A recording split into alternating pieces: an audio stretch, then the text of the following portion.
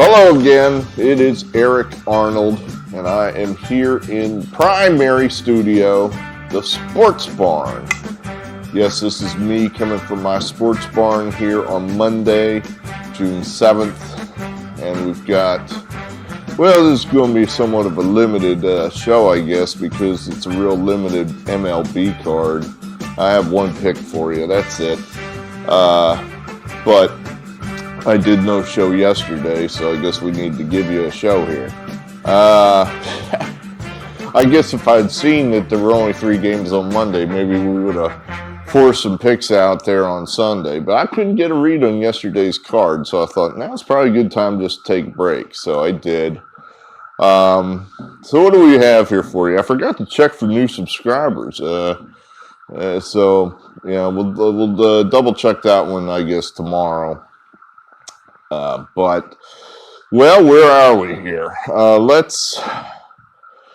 a little more than a third of the way through the season, so let's put up, pretty much, I think I'm trying to get into the routine every Monday. We put up the big EO-meter, which basically tells you what you're dealing with as far as who am I and what's my record. I don't know, I haven't really sought out other channels that make picks just to see how they're doing. I think a lot of them seem to be, hey, here's a free pick. But if you really want to win, come over here and pay money. And I have no idea what their records are. Are they winning? Are they losing? I don't know. So I haven't really compared myself to anyone else. I'm just right now focused on trying to improve my record. Maybe the only thing I'm really focused on is trying to win, and I wouldn't mind beating Pittsburgh Louie either. He makes picks in our comments section, and he's probably doing better than I am right now. He and I keep track of our records slightly differently. Let me try to just spell out what this means to the uninitiated. Where the column where it says bet, we basically flat bet everything at $100. So every bet we put out there, that's $100. We stratify the bets into 1-star, 2-star, 3-star, 3-star being our top play, and then 1-star being the ones we have the least amount of confidence in. So for the season so far, then, we would have played 31,000 and change, and we've made $494, which seems pretty, like, wow, you did all that and you made $494? Hey, let me tell you what, that's a hell of a lot better than losing $494, or worse yet, $1,494.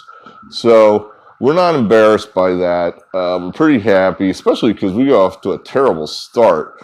Way in the hole, bad, just bad decisions, maybe a little bit of bad luck early. And now we had a really good run here these last 5-6 weeks. So we're now above 500. Not embarrassed about that. Kind of proud to say it. Hope that doesn't jinx anything. But that's where we are at the moment. So let's see, what else we got here? Well, let's show you last time when the Big E was last seen. These are our Saturday plays. Slight winner, a slight winning day. The Royals, that was a top play and we lost by a run.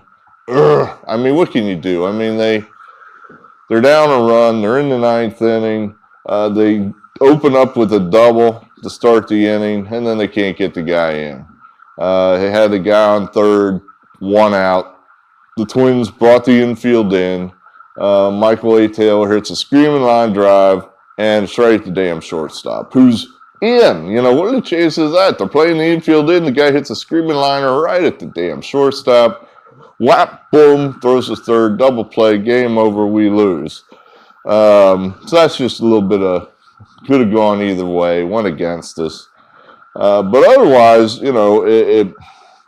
That Brewers there, that was a nice win, although we were laying a huge number. That was pretty nerve-wracking because they had gotten behind the crummy Diamondbacks, and Brandon Woodruff did not have good stuff that day. So that was almost a loss at a huge number. So that would have been bad, bad, bad. But we squeaked by. So one thing I wanted to show you here, let's see, here we go. Trying to give you something different that you would not see on other channels.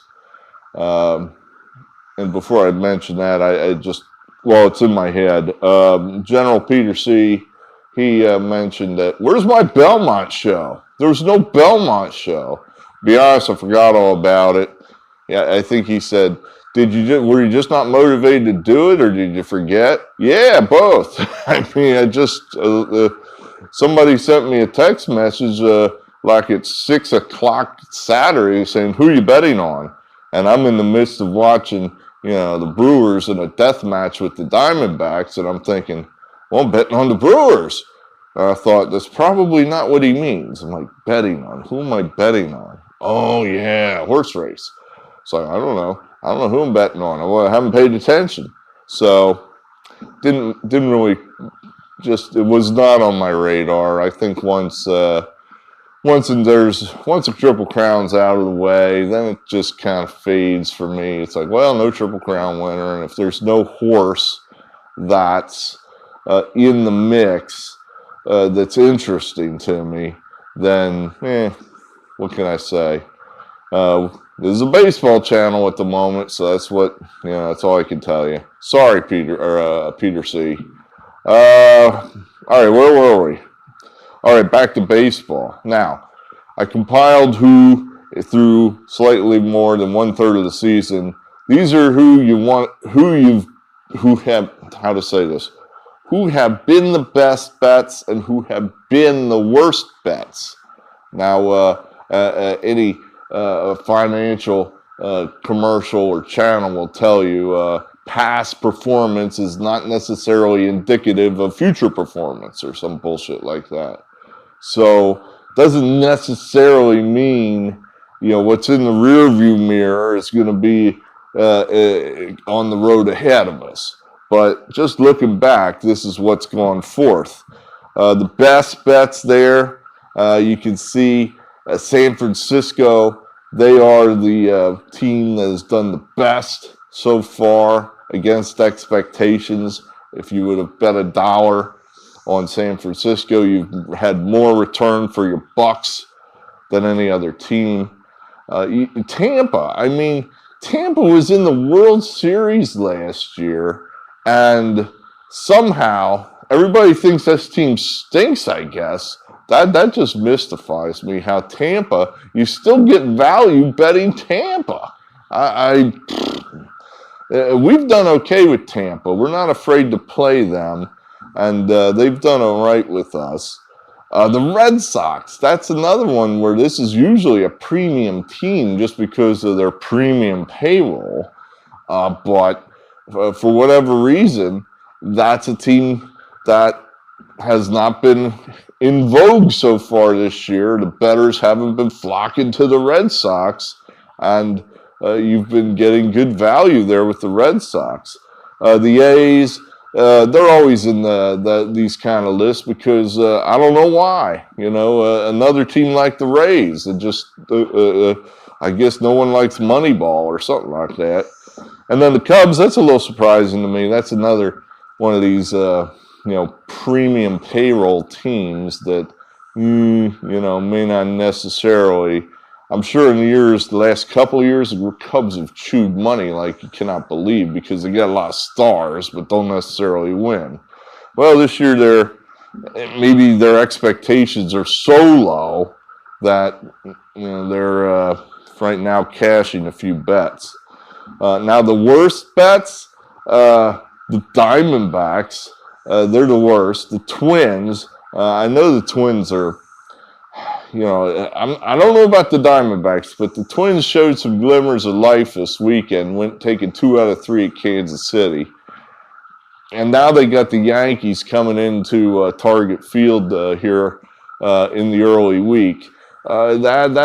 This could be a spot for the Twins maybe to get spun around for a week or two. So I think we need to look at that.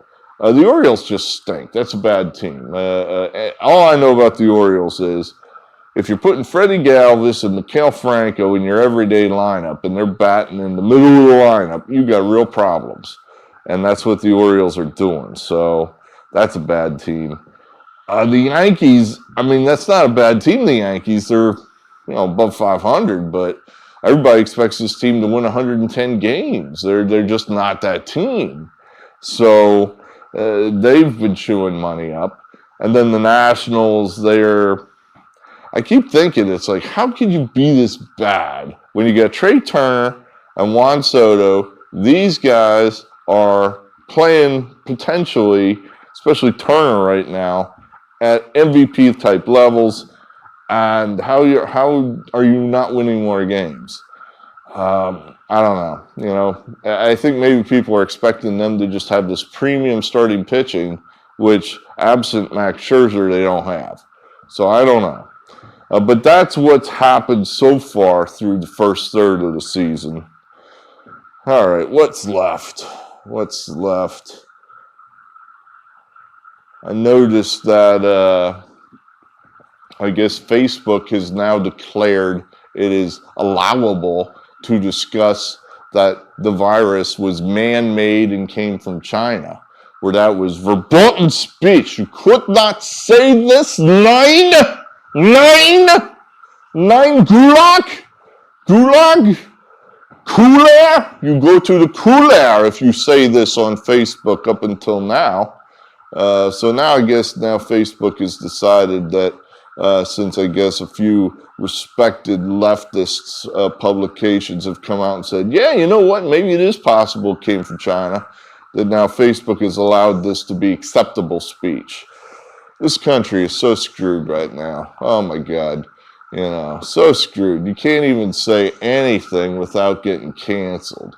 It's ridiculous. But now I guess we can point out the obvious. The virus came from China. It was man-made in a lab. I don't know how it could be any more obvious to anybody. But we can now say it freely. Although I'm not sure. I guess we'll find out if I could say that freely on YouTube. If Google has gone along with Facebook and saying this is now allowable speech. There was an article in the Wall Street Journal this Sunday. Two, I assume respected researchers. One of them was from Berkeley, California, Berkeley, which is about as left as it gets. So one of these guys comes out and says, yep, it's very likely this came from the lab in China. It's man-made. We're looking at it pretty closely here. We know what we're talking about, and it's man-made. It's like, yes, we knew this from the beginning. But, Dr. Fauci, I don't even know what his latest stance on where it came from is, because he's taken a position all over the place. And now these emails are out there that Fauci was being advised in February of 20, that, hey, yeah, this looks like it's man-made. And then, of course, he's running around then within 6 weeks saying, oh, that's ridiculous. It came from a bat. Certainly didn't come from a laboratory. That guy's going to go down. He's going to go down, and I hope he goes down hard. Bastard.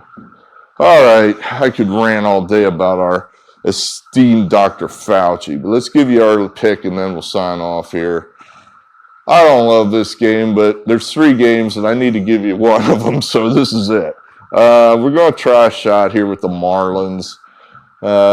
This is, we're trying to catch the Red Sox napping. They just came off a big, high, emotional series against the Yankees. They got a turnaround play in less than 24 hours against the who gives a shit Marlins. So we're hoping that they just kind of, this is kind of a sandwich game. In other words, I got the Yankees on Sunday, the Marlins on late Monday afternoon, and then we're going to turn around and play 3 against the hated Astros. So hate, who cares? Hate. So we're kind of thinking that maybe the who cares game, they don't really make a full effort. Perhaps Alex Cora pitches his not best pitchers out of the bullpen, saving them for the Astros. That's the thought here. The Marlins, they've been on the road. They've been losing. We lost with them Saturday. But one thing I did note Saturday, they should have won the game. They had the lead. They had Trevor Rogers pitch, and he pitched okay, except he was short. And then they ended up in the bull.